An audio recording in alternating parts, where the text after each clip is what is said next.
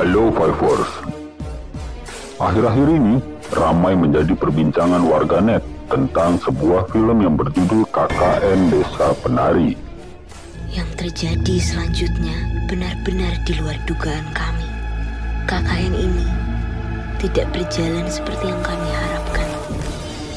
Dan di video kali ini kita akan mencoba untuk menelusuri di mana sebenarnya lokasi Desa Penari tersebut dan apakah benar kisah ini diangkat dari cerita nyata. Simak terus videonya. Check this out.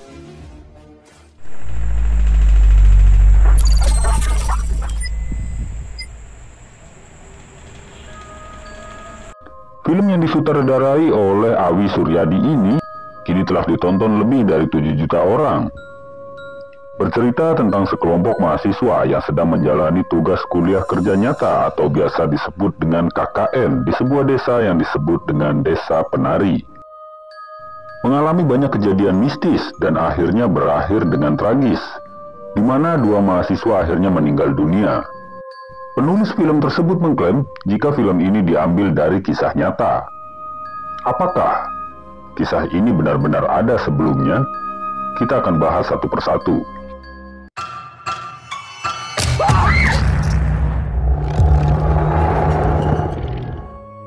KKN Desa Penari berasal dari sebuah cerita yang trending di Twitter. Dipost oleh sebuah akun anonim bernama @simpleman. Pria asal Surabaya inilah yang mengklaim dari awal jika kisah yang dia tulis itu berdasarkan dari kisah nyata. Dia juga banyak memposting cerita-cerita horor lainnya, dan bisa dipastikan jika cerita-cerita tersebut adalah sebuah dongeng atau mitos. Film KKN Desa Penari ini diproduksi mulai dari tahun 2018, yang rencananya akan ditayangkan pada tahun 2020. Tetapi, karena tidak lulus sensor oleh KPI, maka film garapan MD Picture ini ditunda penayangannya. Banyak orang menebak dan berpendapat jika lokasi dari Desa Penari tersebut berada di Rowobayu, Banyuwangi, Jawa Timur. Karena lokasi itu sesuai dengan foto yang pernah diupload oleh Simpleman di tweetnya. Di lokasi ini juga banyak mengandung cerita-cerita mistis tentang keangkeran Rowobayu.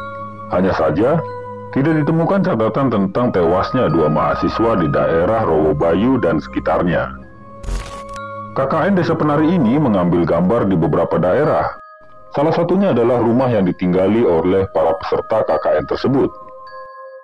Lokasi itu terletak di Pedukuhan Gluang, Kelurahan Gleri, Kabupaten Gunung Kidul, Yogyakarta. Lokasi selanjutnya adalah Jembatan Pluyon.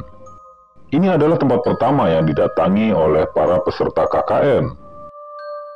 Jembatan ini terletak di Kapanewon Cangkringan, Sleman, Yogyakarta.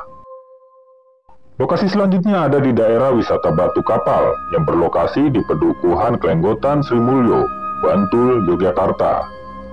Jadi, film KKN Desa Penari ini berlokasi syuting di sekitar daerah Yogyakarta, tetapi lokasi yang dimaksud dalam film itu ada di daerah Banyuwangi, Jawa Timur. Dari semua artikel serta info yang saya dapat, tidak ada satupun bukti yang menunjukkan jika kisah KKN Desa Penari tersebut benar-benar diambil dari kisah nyata. Apalagi hingga merenggut 2 nyawa mahasiswa yang ikut serta dalam program KKN tersebut. Saya sudah mengecek dan meminta data dari Kepolisian Resort Banyuwangi bahwa tidak adanya laporan suatu kejadian atau kecelakaan di desa tersebut berkaitan dengan tewasnya 2 mahasiswa yang mengikuti KKN. Sebuah hal yang tidak masuk akal. Jika kejadian besar seperti itu tetapi tidak diberitakan oleh siapapun, media manapun, bahkan tidak ada catatan dari kepolisian tentang kejadian tersebut. So, singkatnya, film KKN Desa Penari hanyalah sebuah cerita fiksi yang mengangkat tentang mitos serta misteri di sebuah desa di Jawa Timur. Mungkin mitosnya memang benar-benar ada, tapi kisah cerita tentang KKN desa tersebut hanyalah karangan saja. Saya pikir ini adalah sebuah taktik pemasaran yang sering disebut dengan istilah teknik viral marketing, di mana pihak berkaitan akan memviralkan sesuatu lewat media sosial sebelum diproduksi. So, itu adalah sebuah trik smart karena pastinya lebih hemat biaya daripada mengiklankan lewat sebuah media.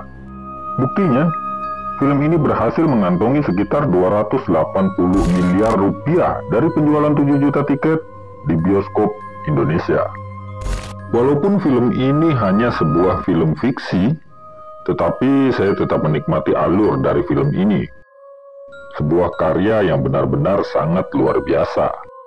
Bagaimana menurut kalian?